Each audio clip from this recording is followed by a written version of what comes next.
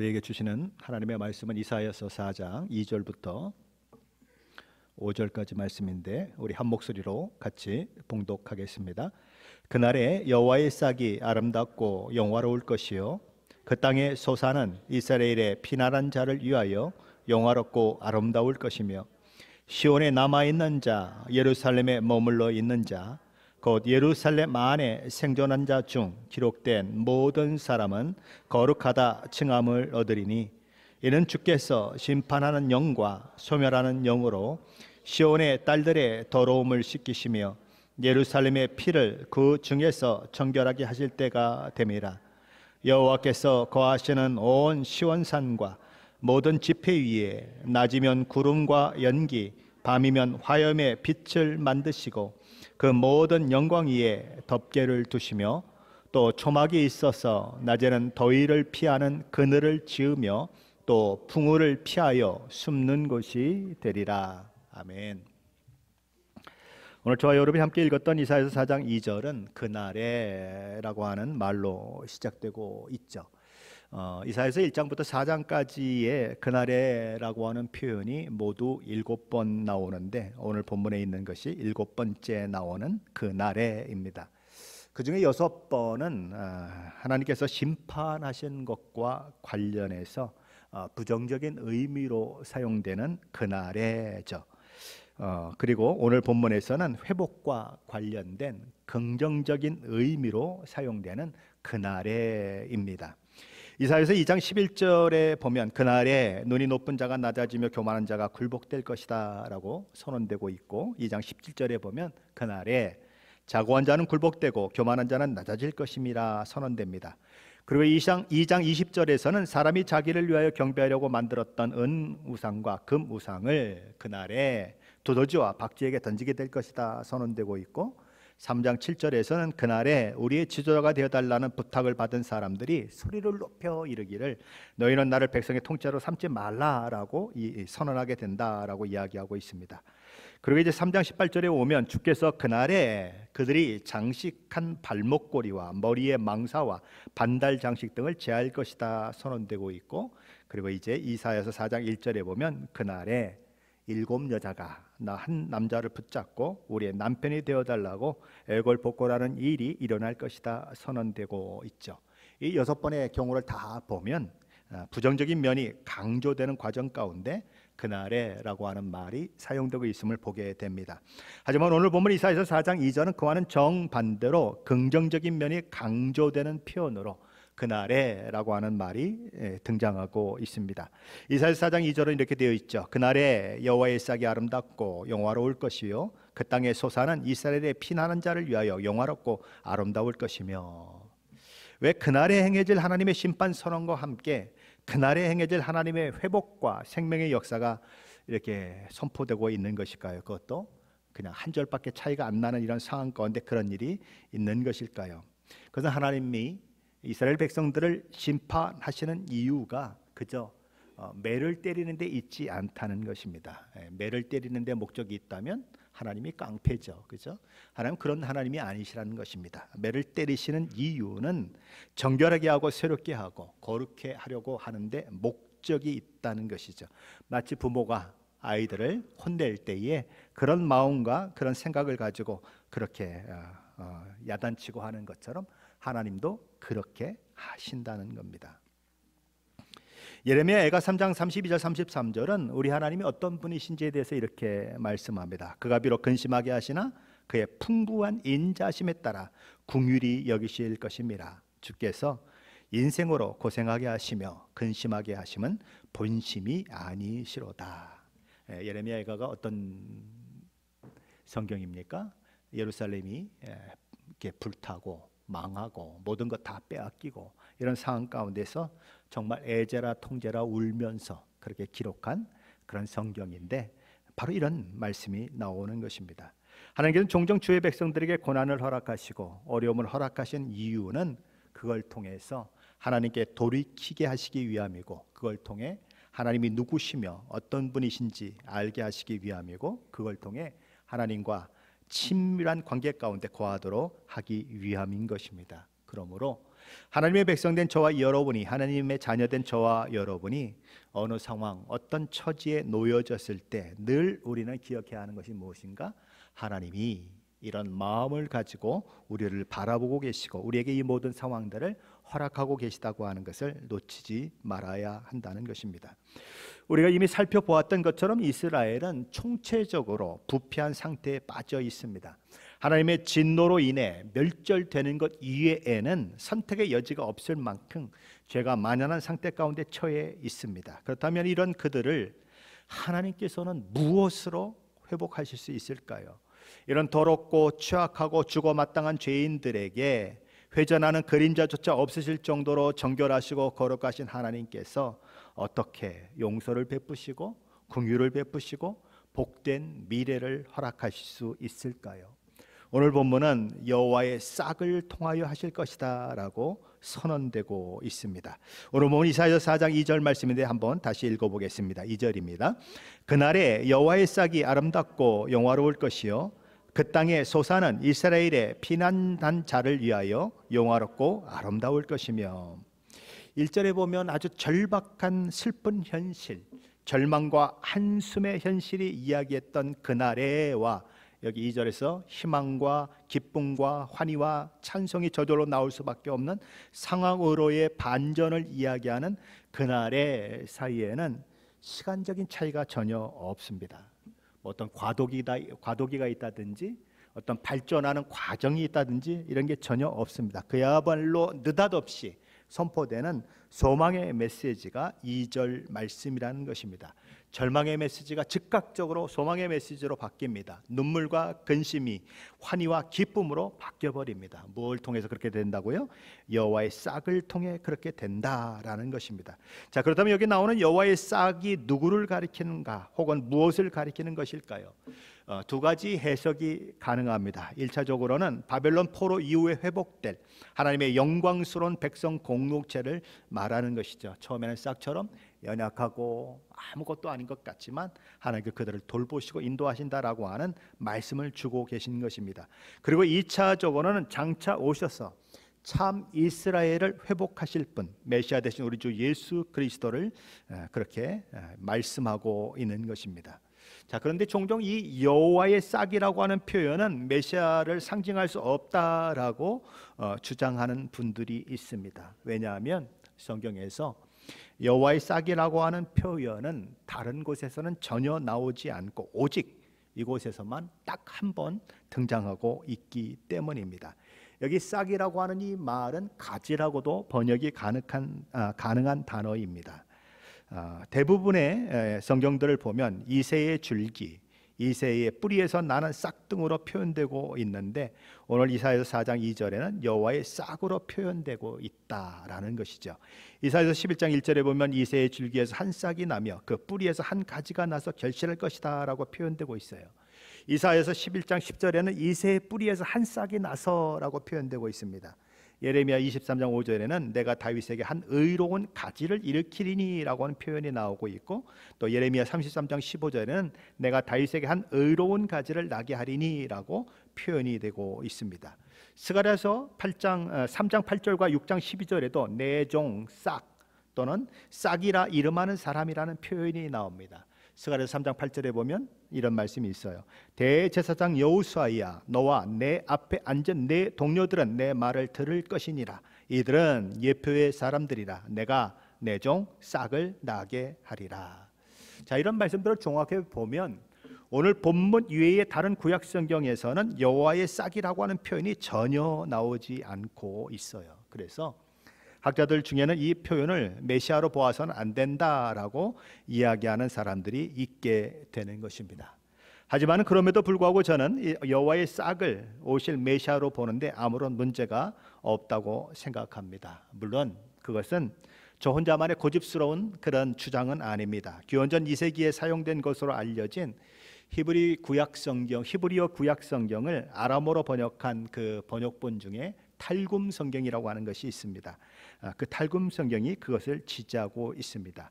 그리고 뉴 인터내셔널 버전이라고 하는 NIV 바이블을 보시면 이 싹이라고 하는 말을 이제 가지로 브랜치로 그렇게 번역을 했는데 이 브랜치를 보면은 B자가 대문자로 써 있습니다.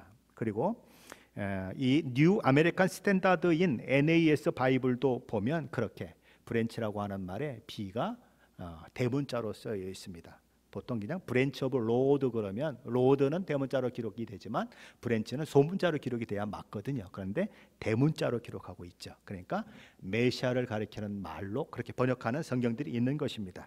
그래서 이렇게 이해하시면 좋을 것 같습니다. 여호와의 싹 혹은 여호와의 가지라고 하는 표현은 우리 주 예수 그리스도의 신성을 표현하는 그런 표현이고, 이새의 줄기, 다윗에게 한 의로운 가지가 날 것이다라고 하는 이런 표현들은 우리 그리스도 예수의 인성을 그렇게 강조하는 표현이다라고 이해하면 좋을 것 같습니다.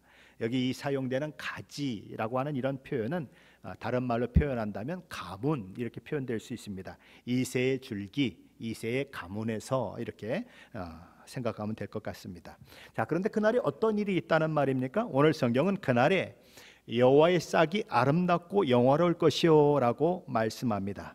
1차적으로는 바벨론에서 회복되어 돌아올 사람들의 그 회복을 가르치는 말이죠. 2차적으로는 메시아이신 우리 주님이 연약한 싹과 같은 모습으로 세상에 오셔서 구원과 회복을 이루실 것에 대한 말씀입니다.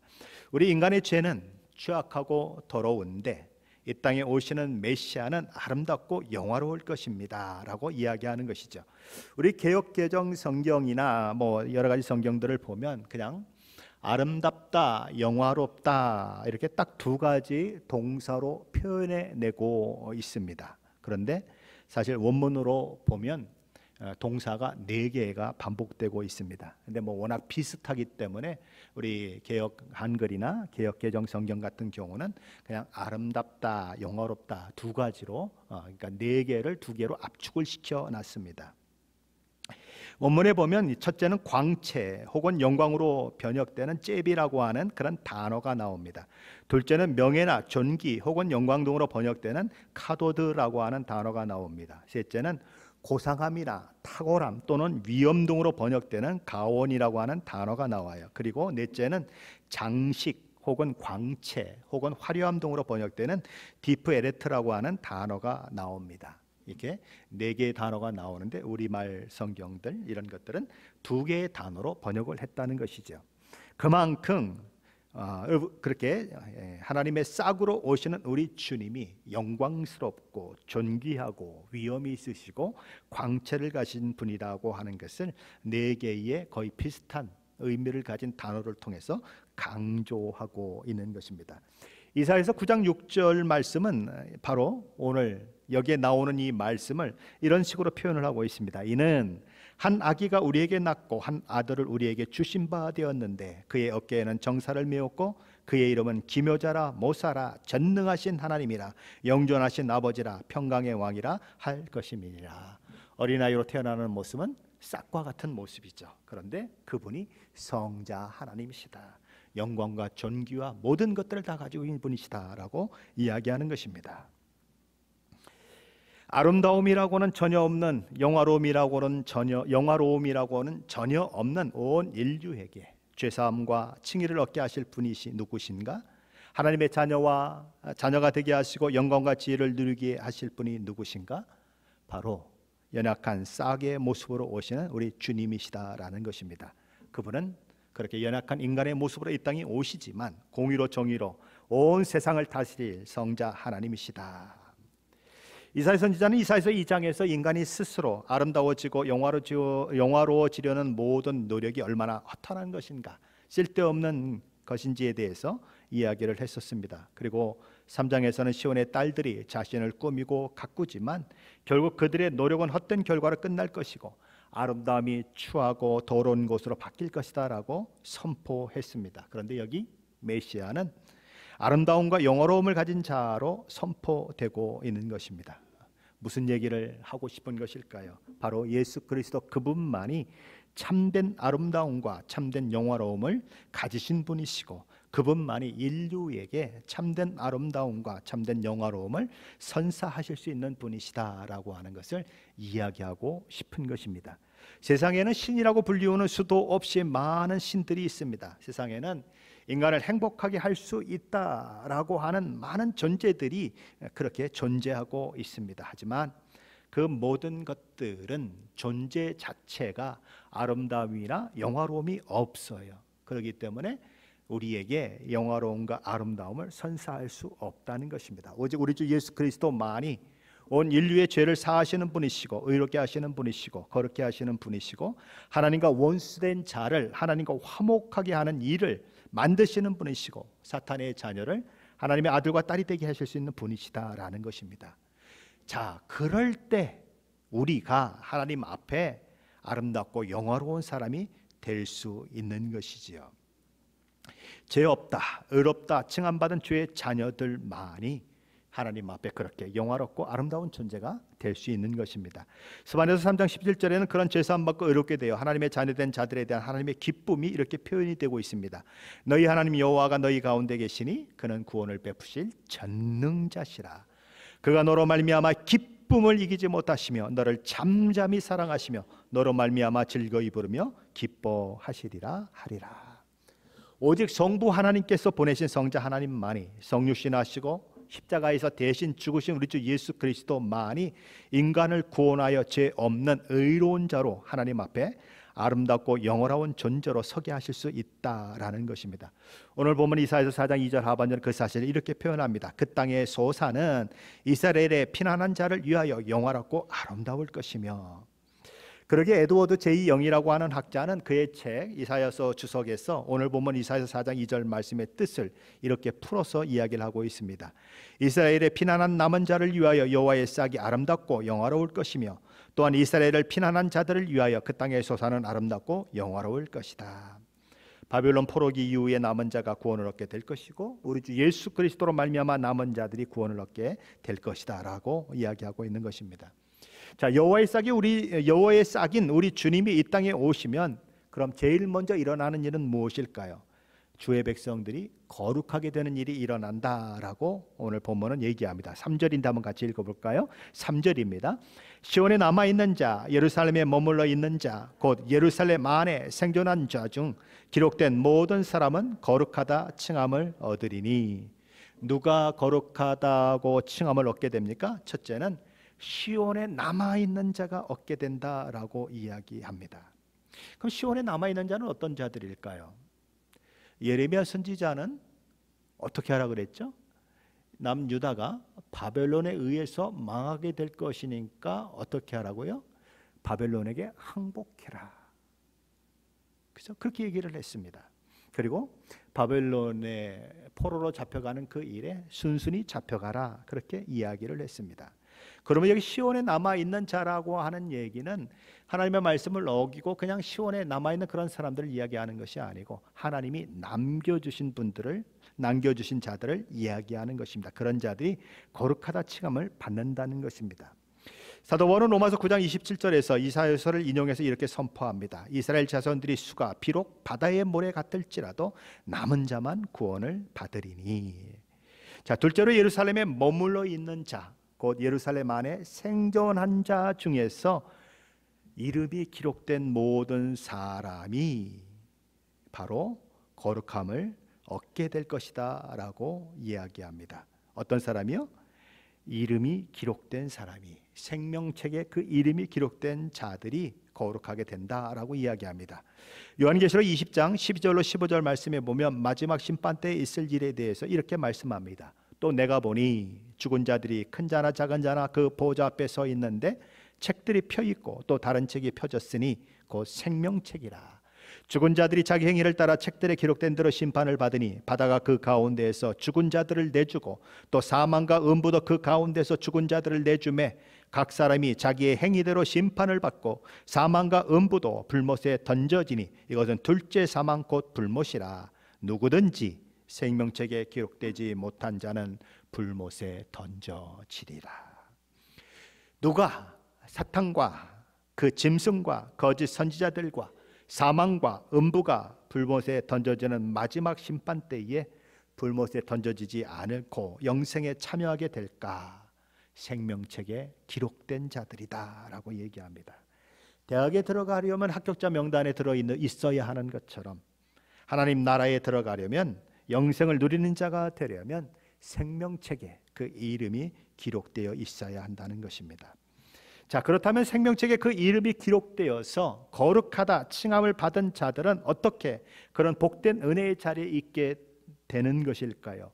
오늘 보면 4절은 이는 왜냐하면 이라는 말로 그 이유에 대해서 설명을 하고 있습니다. 4절 말씀입니다. 함께 읽어봅니다. 4절입니다. 이는 주께서 그 심판하시는 영과 소멸하는 영으로 시온의 딸들의 더러움을 씻기시며 예루살렘의 피를 그 중에서 청결하게 하실 때가 됨이라.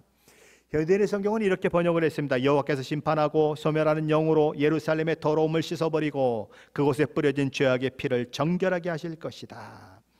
성령 하나님께서 심판하시는 영으로 소멸하는 영으로 역사하셔서 예루살렘의 더러움을 씻어내실 것이고 그것에 뿌려진 죄악의 피를 정결하게 하실 것이다 라는 말씀입니다. 여기 정결하게 한다고 하는 이 말은 제물을 깨끗이 씻는 것을 말합니다. 하나님께서 받으실 수 있는 제물이 되도록 그렇게 씻는 청결하게 하는 과정을 말하죠. 언제 그 일이 이루어집니까? 누구로 말미암아 그 일이 이루어집니까? 여호와의 싹이신 우리 주 예수 그리스도로 말미암아 되어진다는 것입니다. 자, 그렇다면 그 결과 우리에게 일어나는 놀라운 은혜의 사건은 어떤 사건일까요? 5절과 6절 말씀인데 한번 같이 읽어봅니다. 5절 6절입니다. 그때 여호와께서 시온산과 거기에 모인 사람들 위에 낮에는 구름과 연기를 만들고 밤에는 밝은 불꽃을 만들어 그 모든 영광으로 그 땅을 덮어 보호하실 것이다. 여호와의 영광이 낮에 더위를 피하는 그늘이 되고 폭풍우를 피하는 피난처가 될 것이다. 출애굽한 이스라엘 백성들을 위해서 하나님께서 낮에는 더위를 피하라고 구름 기둥으로 함께 해주셨습니다. 밤에는 추위를 피하라고 불 기둥으로 함께 해주셨습니다. 바로 그 하나님의 모습이 여기 기록되고 있습니다. 바로 그렇게 광야에서 구름 기둥과 불 기둥으로 이스라엘 백성들을 구원하셨던 것처럼 우리도 구원받은 그 과정 가운데 이 땅을 살아갈 때에 그런 하나님의 놀라운 보호와 인도하심이 있을 것입니다. 그리고 궁극적으로 최종적으로 구원이 이루어지는 날, 그날은 완벽하게 그 일들이 이루어지게 될 것입니다. 마귀와 그 짐승과 거짓 선지자들이 불못에 던져지고 사망과 음부도 불못에 던져지고 생명책에 기록되지 않은 자도 불못에 던져지는 심판이 임한 이후에 기록인 요한계시록 21장 1절 4절 말씀은 그때의 상황을 이렇게 기록합니다. 요한계시록 21장 1절 4절 말씀이죠. 또 내가 새 하늘과 새 땅을 보니 처음 하늘과 처음 땅이 없어졌고 바다도 다시 있지 않더라. 내가 보매 거룩한 성 새 예루살렘이 하나님께로부터 하늘에서 내려오니 그 준비한 것이 신부가 남편을 위하여 단장한 것 같더라. 내가 들으니 보좌에서 큰 음성이 나서 이르되 보라 하나님의 장막이 사람들과 함께 있음에 하나님이 그들과 함께 계시리니 그들은 하나님의 백성이 되고 하나님이 친히 그들과 함께 계셔서 모든 눈물을 그 눈에서 닦아주시니 다시는 사망이 없고 애통하는 것이나 곡하는 것이나 아픈 것이 다시 있지 아니하리니 처음 것이 다 지나갔음이로라. 이사야서 4장 1절은 우리에게 절망의 소식을 전달합니다. 아무런 소망이 없다라고 선언합니다. 그날의 7 여자가 7은 완전 숫자죠. 꼭 7명의 여자가 아니라 수많은 여자들이 한 남자를 붙들고 말하기를 우리가 우리 떡을 먹으며 우리 옷을 입으리니 다만 당신의 이름으로 우리를 부르게 하여 우리가 수치를 면하게 하라 하리라 이렇게 얘기합니다. 그저 절망, 소망이 없음 그것을 이야기하고 있습니다. 그런데 그것이 반전이 일어난다. 오늘 2절이죠. 2절 3절에 보면 그날의 여호와의 싹이 아름답고 영화로울 것이요 그 땅에 솟아나는 이스라엘의 피난한 자를 위하여 영화롭고 아름다울 것이며 시온에 남아있는 자 예루살렘에 머물러 있는 자 곧 예루살렘 안에 생존한 자 중에 기록된 모든 사람은 거룩하다 칭함을 얻으리니. 누가 이런 반전을 이루어내셨느냐 하는 것입니다. 여호와의 싹이라고 불리우는 우리 주님이 그 반전을 이루어내셨다는 것입니다. 사도 바울은 그 놀라운 반전을 에베소서에서 이렇게 기록하고 있습니다. 에베소서 2장 2절로 3절이죠. 그때에 너희는 그 가운데서 행하여 이 세상 풍조를 따르고 공중의 권세 잡은 자를 따랐으니 곧 지금 불순종의 아들들 가운데에서 역사하는 영이라. 전에는 우리도 다 그 가운데서 우리 육체의 욕심을 따라 지내며 육체와 마음이 원하는 것을 하여 다른 이들과 같이 본질상 진노의 자녀이었더니, 이것이 이사야서 4장 1절에 나오는 그날의 우리의 모습이었습니다. 그러나 반전이 일어납니다. 에베소서 2장 4절로 7절 말씀이죠. 긍휼이 풍성하신 하나님이 우리를 사랑하신 그 큰 사랑을 인하여 허물로 죽은 우리를 그리스도와 함께 살리셨고 너희는 은혜로 구원을 받은 것이라. 또 함께 일으키사 그리스도 예수 안에서 함께 하늘에 앉히시니 이는 그리스도 예수 안에서 우리에게 자비하심으로써 그 은혜의 지극히 풍성함을 오는 여러 세대에 나타내려 하심이라. 오늘 이사야서 4장 2절에 보았듯이 그날에 여호와의 싹이라 불리우는 우리 주님으로 말미암아 일어나는 반전인 것입니다. 저 여러분, 그 예수를 만나셨습니까? 그 예수로 인해서 그때에 전에는 이라고 하는 신앙 고백이 있으십니까? 그리고 이제는, 지금은 이라고 하는 또한 신앙 고백을 가지게 되었습니까? 사도 요한은 요한일서 3장 1절에서 예수 만난 그 감격, 하나님의 진노의 대상에서 하나님과 화목한 자가 되었고 하나님의 자녀라 일컬음을 받은 그 일로 인해서 감격하며 이렇게 소리칩니다. 보라, 아버지께서 어떠한 사랑을 우리에게 베푸사 하나님의 자녀라 일컬음을 받게 하셨는가? 우리가 그러하도다. 보라, 아버지께서 어떠한 사랑을 우리에게 베푸사 하나님의 자녀라 일컬음을 받게 하셨는가? 우리가 그러하도다 라고 그는 소리치고 있습니다. 하나님은 어떤 분이실까요? 하나님 저와 여러분을 구원하시기 위해서 아들을 내어주신 분이십니다. 그 하나님이 저와 여러분을 포기하는 경우가 있을까요? 아니요. 이사야서 49장 15절에 보면 젖먹이 어미가 자기 젖먹이 아이를 포기하는 일은 있어도 하나님이 너희를 포기하는 일은 없다라고 얘기합니다. 너희 이름이 내 손바닥에 새겨졌다, 그렇게까지 말씀을 하세요. 하나님은 저와 여러분을 포기하지 않으십니다. 때로 매를 들기도 하시지만 그 매는 저와 여러분을 거룩하게 만들기 위한 하나님의 사랑의 매인 것입니다. 하나님은 고집스럽게 저와 여러분을 하나님의 사람으로 만들어 가려고 하실 것입니다. 그 반면에 저와 여러분은 고집스럽게 거기에 하나님의 그 의도에 순종하지 않으려고 하는 모습들을 참으로 많이 보일 것입니다. 그래서 실패하고 좌절하고 그런 모습을 보일 것입니다. 하나님과 저와 여러분에게 누구 고집이 더 셀까요? 하나님의 고집이 더 셀까요? 저와 여러분이 더 고집이 셀까요? 저와 여러분은 몇 살까지 살까요? 100살까지 사실 수 있는 분 한번 손 들어보세요. 저와 여러분이 고집 부리면 100년 부립니다. 그런데 우리 하나님은 영원부터 영원까지 고집 부리십니다. 그러니까 누구 고집이 이겨요? 하나님이 이기십니다. 그러니까 하나님 앞에 버팅기면 버팅길수록 손해예요. 왜요? 하나님은 포기하지 않으시니까. 그러니까 버팅기는 거 빨리 포기하셔야 합니다. 영원부터 영원까지 그냥 하나님이 고집 부리시는데, 하나님의 사람으로 만들겠다고 하시는데 저와 여러분이 고집 부리면 고집 불수록 저와 여러분만 신세 고단하게 되는 것입니다. 저와 여러분을 하나님이 어떻게 사랑하셨는가? 우리가 아직 죄인 됐을 때에 하나님께서 그 아들을 우리에게 보내셔서 우리를 향한 하나님의 사랑을 우리에게 확증하셨다라고 성경은 얘기합니다. 그렇죠? 하나님이 우리를 찾아오셨어요. 찾아 들어오셨어요. 우리의 깊은 그 죄의 구렁텅이에서 사는 우리들 그 현장까지 하나님이 찾아오셔서 저와 여러분을 구원하시기를 기뻐하셨습니다. 보라, 아버지께서 어떠한 사랑을 우리에게 베푸사 하나님의 자녀의 일컬음을 받게 하셨는가? 우리가 그러하도다. 이 감격이 우리로 하여금 신앙생활을 하게 만들어야 합니다. 이 감격이 적으면 적을수록 신앙생활 제대로 할 수가 없는 거예요. 하나님이 나를 어떻게 구원하셨는가, 그 구원이 어떤 것인가 하는 것을 정말 감격과 감탄으로 우리가 고백하지 않는다면, 못한다면 우리의 신앙생활은 힘이 없게 되는 것이고 기쁨을 잃어버리게 되는 것입니다. 저와 여러분, 어떨 때 기쁨이 있습니까? 좋은 일이 있을 때 기쁨이 있죠. 회사 다닐 때 보니까 월급 올려줄 때 상당히 기쁘더라고요. 근데 몇 개월 가면은요, 당연한 걸로 느껴지고 기쁨이 없어집니다. 마찬가지예요. 세상에서 주는 기쁨은 그래요. 일시적인 거예요. 대학 갔다고 좋아하죠? 뭐 대학 가면 또 뭐 어떻게 합니까? 대학 가도 또 힘들어요. 우리 아는 이 아이는 여기서 사립 고등학교에서 전교 1등을 했어요. 그래가지고 아주 그 명문대학교, 이 우리가 보통 얘기하는 아이비리그에 갔는데 시험을 하나 봤는데 C가 나왔대요. 뭐가 나왔다고요? C. 걔 생전에는 C가 없었어요. 다 A지. 전교 1등인데. 몸무게가 얼마나 빠졌겠어요?